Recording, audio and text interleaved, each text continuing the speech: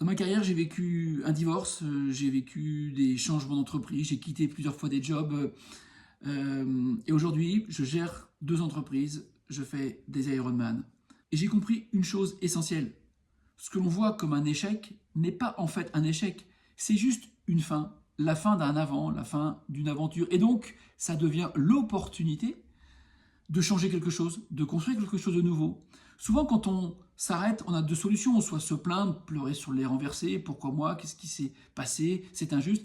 Et finalement, quand on écoute, peut-être que cette feinte est l'opportunité pour libérer ce qu'on avait au fond de nous, donner du vent à nos motivations intrinsèques et donc de se projeter dans un futur qui va être l'opportunité de construire quelque chose de grand. De ces expériences, j'ai appris 3 choses. Attention, le confort est pernicieux. Elle devient un piège, cette zone de confort.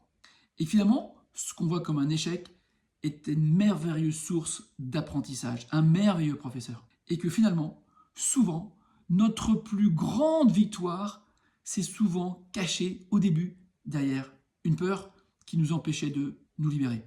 Pour moi, par exemple, cette peur, c'était de lancer mes activités, c'était de me lancer dans les aventures des Ironman.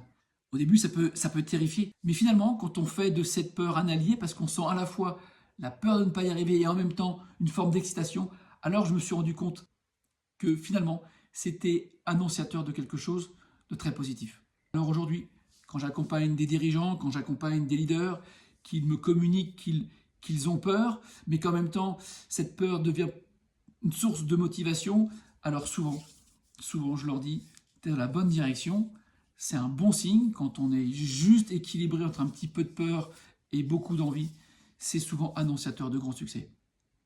À bientôt!